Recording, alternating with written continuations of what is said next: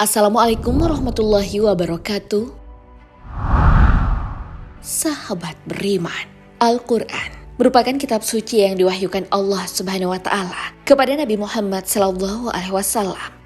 Al-Quran menjadi petunjuk bagi umat Islam. Sayangnya, ada saja oknum yang suka melakukan tindakan provokasi, tindakan menghina dengan membakar kitab suci Al-Quran. Perilaku tidak terpuji itu bahkan dilakukan oleh seorang pendeta. Lantas, siapa pendeta yang tega membakar Al-Quran? Bagaimana reaksi Muslim atas perbuatan pendeta yang membakar Al-Quran? Apa yang terjadi pada pendeta tersebut setelah membakar Al-Quran? Tonton video ini hingga akhir agar tidak sesat.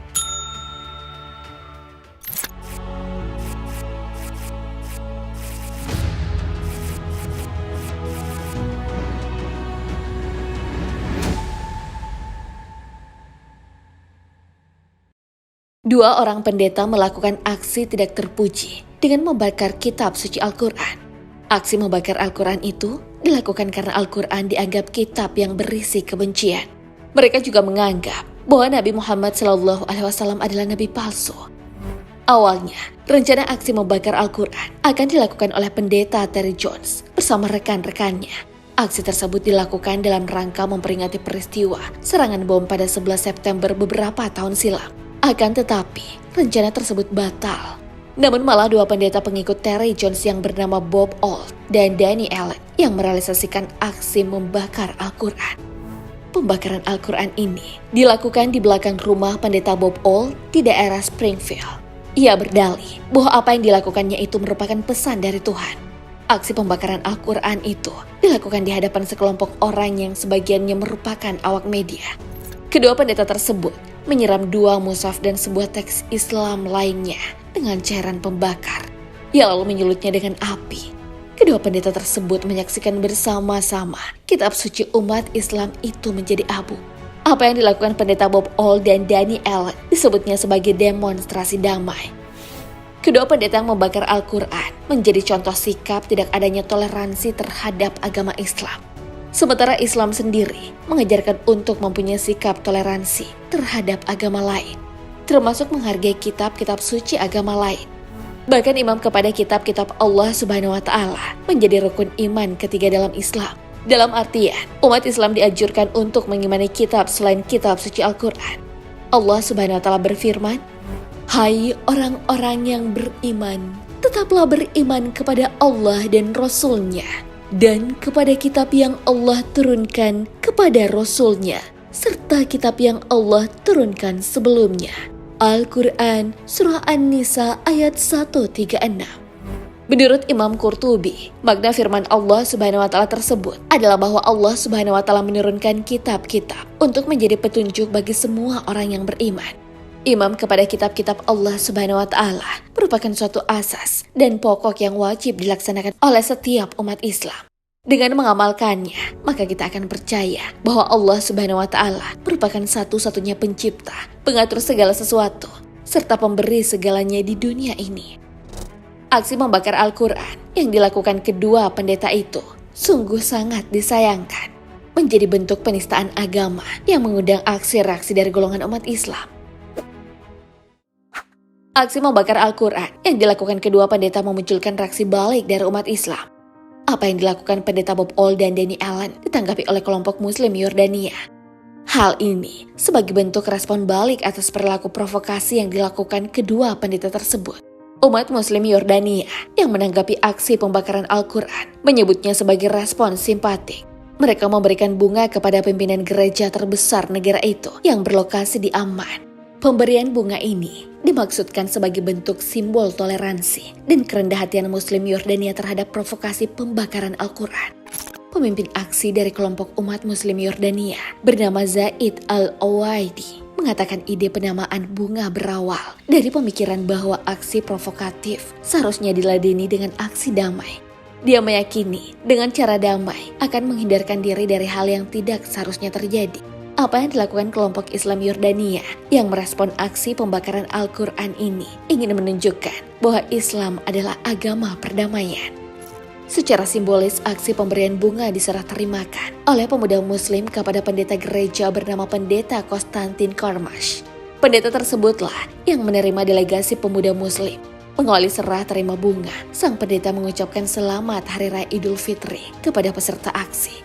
Dalam pidatonya, Pendeta Konstantin Karmash mengatakan apa yang dilakukan pendeta yang membakar Al-Quran cenderung fanatis. Ia juga menjelaskan bahwa tindakan tersebut tidak sesuai dengan ajaran Kristen. Sebagaimana seorang pendeta seharusnya menyebarkan cinta dan toleransi, maka pendeta yang melakukan provokasi pembakaran Al-Quran tidak pantas memimpin gereja. Mengenai peristiwa membakar Al-Quran, Rasulullah Shallallahu Alaihi Wasallam pernah memberi peringatan agar umat Islam tidak membawa kitab suci Al-Quran ke wilayah orang kafir.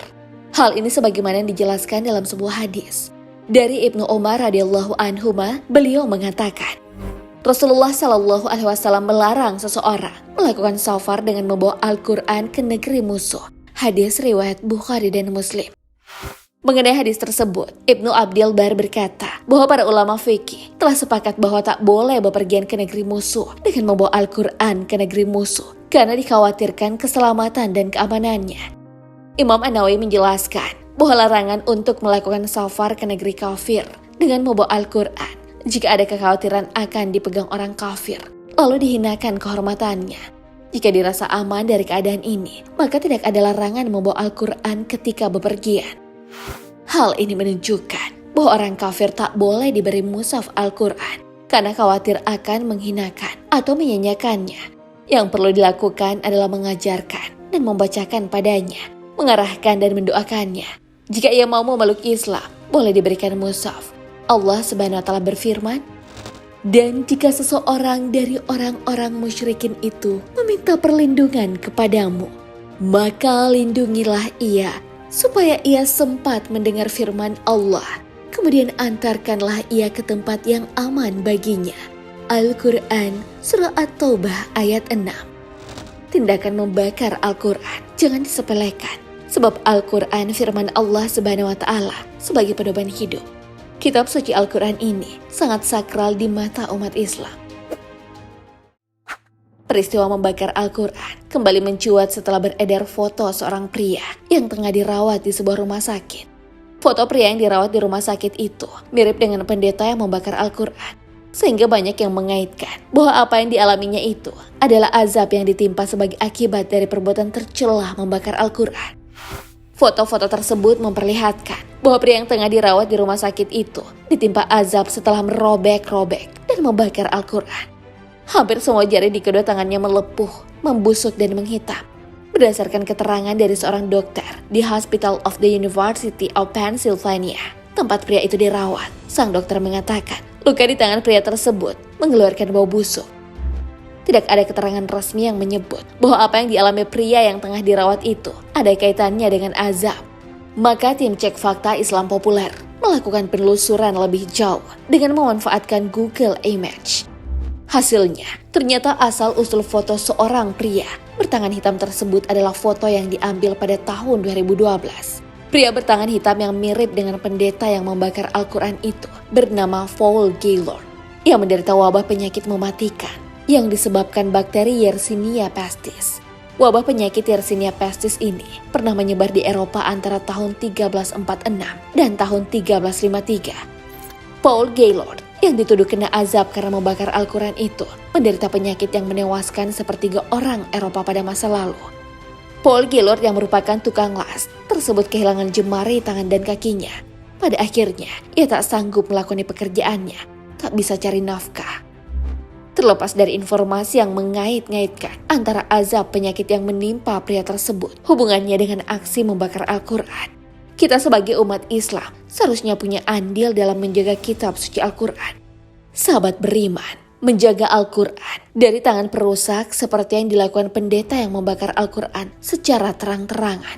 Kita wajib menjaga keutuhan Al-Quran sebab kitab suci umat Islam yang jadi pedoman hidup.